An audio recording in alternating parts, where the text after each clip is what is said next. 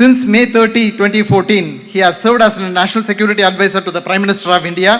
Dear all, with great pride and privilege, please join me in welcoming a statesman, a strategist, and a sentinel of national interest, Shri Ajit Doval. Hey, all right, and welcome to all in today's discussion. When we hear the words Indian James Bond, then it will surely refers to Mr. Ajit Doval.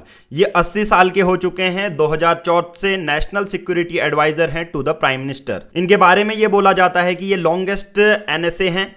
साथ ही साथ इनका तीसरा term है, 2014 से बने हैं तो ये तीसरा टर्म इनका है. एकमात्र एनएसए हैं इंडिया के जिनको यूनियन कैबिनेट मिनिस्टर की रैंक से डेजिग्नेट किया गया है.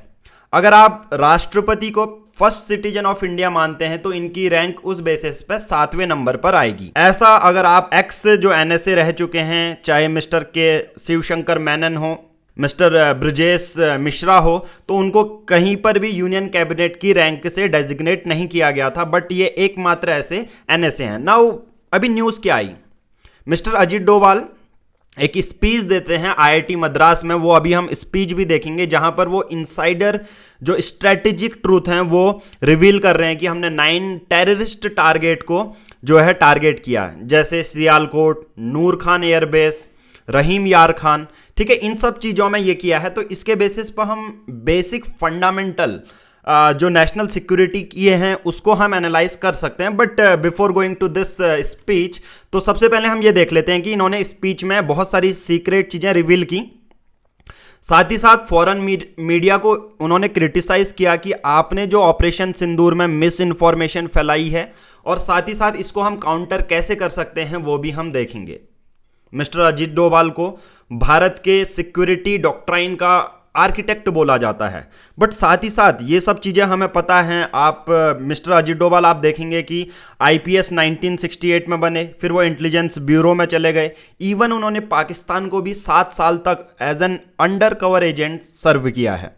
2017 उरी में आप देख लो, 2019 में आप देखो बालाकोट स्ट्राइक, सभी में एक मेजर रोल प्ले किया है और भारत की नेशनल सिक्योरिटी के लिए बहुत बड़ा कंट्रीब्यूशन दिया है. But at the same thing आप देखेंगे दूसरा आर्टिकल आपको देखने को मिलता है कि इनकी साल 80 हो चुकी है, तो क्या ये फिट हैं एनएसए के लिए, तो ये हम पूरी डिटेल देखेंगे. But before going to this scenario या फंडामेंटल अगर हम नेशनल सिक्योरिटी को जानना चाहते हैं तो हम सबसे पहले ये स्पीच सुनते हैं, then we will move forward to the situation. Right, A defining aspect of his career was his tenure in Pakistan, where he spent over 6 years undertaking some of his most challenging assignments. He later served as a minister in the Indian High Commission in London. Dear all, with great pride and privilege, please join me in welcoming a statesman, a strategist, and a sentinel of national interest, Shri Ajit Doval, to the 62nd convocation of IIT Madras. We also did not have that much, and the country did not have that much of a money. Today the country has money to invest in science and technology. Next year it will be probably another 1 trillion added to our country's growth. Probably we are succeedingly, we are going to become more this thing. Very few institutions today will say that they have got dearth of resources. Now सबसे पहले हम बात करते हैं इस speech में mister Ajit Doval ने क्या क्या चीज़ें हाईलाइट की हैं जो कि हमारे भारत के लिए बहुत ज़्यादा इंपॉर्टेंट हो जाती हैं. यह स्पीच ये कहती है कि हमारी इंडियन सिक्योरिटी पॉलिसी के लिए बहुत सारे solution mister Ajit Doval suggest करते हैं. फिर बाद में हम एनालाइज करेंगे कि ये बुनियादी जो ढांचा है नेशनल सिक्योरिटी का, इसको और ज़्यादा कैसे हम शेप में ला सकते हैं. नाउ सबसे पहले स्पीच में क्या क्या चीज़ें बात की हैं. सबसे पहली मिस्टर अजीत डोभाल ये बात करते हैं कि हमें कोई भी चीज़ है इंडिजीनियस और टेक्नोलॉजिकल कैपेबिलिटीज़ बढ़ानी होगी, यानी कि स्वयं से, जिसमें आप कहते हैं आत्मनिर्भर यानी कि सेल्फ रिलायंस. हमें जो टेक्नोलॉजी डेवलप करनी पड़ेगी वो खुद से डेवलप करनी पड़ेगी. सेकंड, यहाँ पर यह बोला जाता है मिस्टर अजीत डोभाल के द्वारा कि इंटेलिजेंस हो, मिलिट्री हो या अदर प्रशासन में जितने भी लोग हैं उनको मिलके, जितनी भी एजेंसीज हैं उनको मिलके काम करना चाहिए कोऑर्डिनेशन फॉर्म में. राइट, और साथ ही साथ एक स्ट्रेटजी जो एम्बिग्यूटी बनाए रखनी होगी ताकि हमारे जो एडवर्सरीज हैं लाइक पाकिस्तान, चाइना, इनको हम ईजिली काउंटर कर पाएँ. साथ ही साथ हमें जो डिफेंस के सिस्टम तो हम बढ़ाते ही हैं, जो टेक्नोलॉजी लेवल पर है साइबर और इलेक्ट्रॉनिक वॉरफेयर कैपेबिलिटीज़ को भी हमें बढ़ाना पड़ेगा। साथ ही साथ हमें अपने डिप्लोमेटिक चैनल को और ज़्यादा चैनलाइज करना पड़ेगा ताकि हम इंटरनेशनल लेवल में चाहे कोई भी टेररिस्ट अटैक हो हम पे, चाहे कुछ भी हो, हम उसको हाईलाइट कर पाएँ। तो ये स्पीच का एक करक्स है जो आप कहीं पर भी अपने यूज़ कर सकते हैं या अपनी नेशनल सिक्योरिटी को एनालाइज करने के लिए बहुत इजी वे में इसको समझ सकते हैं। बट इंडिया गवर्नमेंट को फोकस किस में करना चाहिए यहाँ पर ये देखा जाता है। सबसे पहले हमारे जो बॉर्डर इंफ्रास्ट्रक्चर है, इन्वेस्टमेंट है, उस पर हमें बढ़ोतरी करनी चाहिए। आप सबको पता है भारत सरकार एक वाइब्रेंट विलेज प्रोग्राम चलाती है।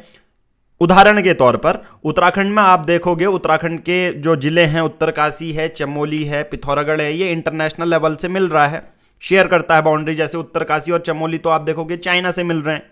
तो जो तिब्बत वाला एरिया है वहां पर जितने भी गांव हैं अब उसको बार बार बसाया जा रहा है, लोगों को बोला जा रहा है कि हम इसको सेटअप करेंगे। ये एक बहुत जरूरी है अगर आपको इंटरनेशनल लेवल पर बाउंड्री के बगल में जो गांव है अगर उसको सेटअप कर देते हैं बहुत ईजी हो जाता है। नाउ रेडिकलाइजेशन जो हो रहा है इसको हमें कम करना पड़ेगा। डिप्लोमेटिक इंगेजमेंट तो हमें पड़ता है, बट हमने जैसा बोला कि जो आईआईटी मद्रास में स्पीच दी है मिस्टर अजीत डोभाल जी ने, उसके कुछ पॉजिटिव इम्प्लीकेशंस तो होंगे, साथ ही साथ we have some potential risk also. But first we discuss the positive implication. सबसे पहले अगर इतनी सारी चीज़ें हमने जैसे बोला कि डायरेक्टली इतने एयर बेसिस में हमने स्ट्राइक की है, वो भी प्रिसाइसन कि यहां पर जितना पॉइंट किया उसी एक्यूरेट पॉइंट में वो हिट किया। इससे फायदा क्या होता है कि हम ग्लोबल लेवल पर अगर ये चीजें बता रहे हैं। एक और चीज आपको याद रखनी है कि अगर कोई भी कैबिनेट मिनिस्टर रैंक के जो ऑफिसर होते हैं, डिप्लोमेटिक हाई रैंक के ऑफिसर होते हैं सेक्रेटरी लेवल पर, तो उनकी जो स्पीच दी जाती है वो मल्टीपल लेयर से फिल्टर होके देन डिलीवर की जाती है, जिसमें स्ट्रेटेजिक जो लोकेशन है उनको बहुत हद तक कम कर दिया जाता है, वो फिल्टर कर दिया जाता है। जैसा मैंने बोला मल्टीपल लेयर ऑफ फिल्टर से वो गुजरती है स्पीच, देन बोला जाता है। Now let's discuss about the positive implication. सबसे पहले ये हमारी ट्रांसपेरेंसी बढ़ाती है। आप कहेंगे मिस्टर अजीत डोभाल जो एनएसए हैं उन्होंने ये सब चीज़ें बोला, हमने पाकिस्तान पर अटैक किया, तो कहीं ना कहीं ये public knowledge of critical security बढ़ाती है। ठीक है, सरकार में एक हमारा ट्रस्ट बढ़ता है, नेशनल सिक्योरिटी को सरकार किस तरह से हैंडल करती है आम नागरिकों को भी पता चलता है, तो ये बताना जरूरी था पहला। दूसरा, इससे क्या होता है, जो प्रजातंत्र हमारा होता है, लोकतंत्र हमारा होता है, मजबूत होता है। जैसे हम सिक्योरिटी पॉलिसीज ओपनली हम डिस्कस करते हैं तो इससे कंस्ट्रक्टिव डिबेट कर सकते हैं हम। ठीक है, इससे पॉलिसी मेकिंग हमारी जो है इंप्रूव हो पाएगी। मैं उदाहरण के तौर पर समझाता हूं। कारगिल वॉर 1999 में होता है। उसके बाद कारगिल वॉर में जितनी भी चीज़ें हुई उसको संसद में डिस्कस किया जाता है और साथ ही साथ इसको हम और ज़्यादा कैसे इफेक्टिव बना सकते हैं वो 1999 के कारगिल वॉर से हमने सीखा। सिमिलर चीज़ें अभी यहाँ पर देखने को मिल रही है कि वेरियस गवर्नमेंट के प्लेटफॉर्म के साथ आईआईटी मद्रास का 62वीं वर्षगांठ थी जिसमें आईआईटी में ये स्पीच दी गई, तो इसको भी डिस्कस किया गया। तो फायदा रहता है कि कंस्ट्रक्टिव डिबेट हम कर सकते हैं। नाउ इससे ट्रांसपेरेंसी कैसे बढ़ती है, आप सबको पता है 2008 में मुंबई के टेरर अटैक हुआ था ताज पे। तो इससे क्या हुआ, जो हमारी सिक्योरिटी एजेंसीज हैं उसमें कॉन्फिडेंस बिल्ड हुआ और अच्छे से हम एनालाइज कर पाए।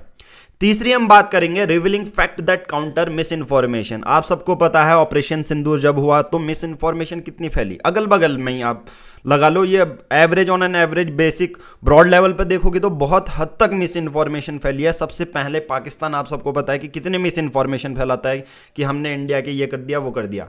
सबसे इंपॉर्टेंट है अगर हम ऐसे ओपन प्लेटफॉर्म में ये चीजें बोलेंगे तो हम ईजिली मिस इन्फॉर्मेशन को काउंटर कर पाएंगे। और साथ ही साथ eight the and national moral ये बूस्ट करता है। Affirmation of India's strong security posture could enhance public confidence and national pride. बहुत बड़ी बात है, but on the second hand there are some potential risk also. Diplomatic fall out, might strain India diplomatic relation हमारे कम हो सकते हैं, but हमें पाकिस्तान से कुछ मतलब भी नहीं रहता वैसे तो। बट आप देखेंगे पोटेंशियल रिस्क में, जैसा मैंने बोला कि कोई भी इतने मिनिस्टर लेवल डिप्लोमेटिक लेवल पे कोई ऑफिसर है तो उनकी जो स्पीच दी जा रही है मल्टीपल लेयर ऑफ फिल्टर उसमें होते हैं। तो आप उसको ऐसा मत समझना कि स्ट्रेटेजिक लोकेशन हमने बता दी डिफेंस की, वो ये चीज़ें मैं आपको बताना चाहता हूँ ना। वो पॉलिटिकल कंट्रोवर्सी तो इसके होती रहती है कि लीडिंग टू इनस्टेबिलिटी और reduce trust with in the government rank. जो सरकार में ही कुछ रैंक ऑफिशियल्स हैं उसमें कहीं ना कहीं हल्के वे में इनस्टेबिलिटी आ सकती है। तो these are the some potential risk. But हम बात करते हैं future scenario based on intelligence perspective, right. सबसे पहले इसमें क्या है कि हम फायदा क्या रहता है, सबसे पहला जो मिस इन्फॉर्मेशन फैली है, जो झूठी खबरें फैल रही हैं उसको काउंटर हम इजीली कर सकते हैं।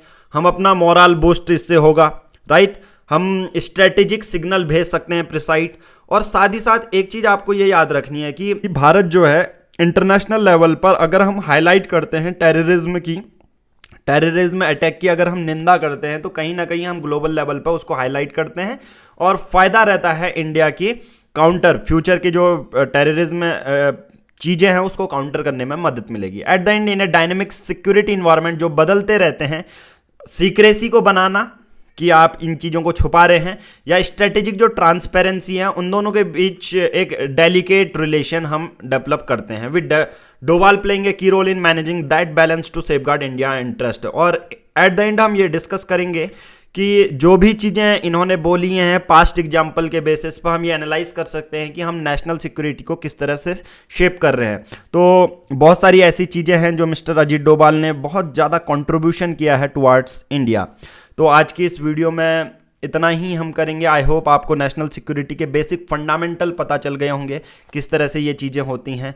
आगे भी कोई इस टॉपिक में डेवलपमेंट होगी तो हम आपको अपडेट करेंगे। आज की इस वीडियो में इतना ही। जय हिंद, जय Bharat, have a nice day.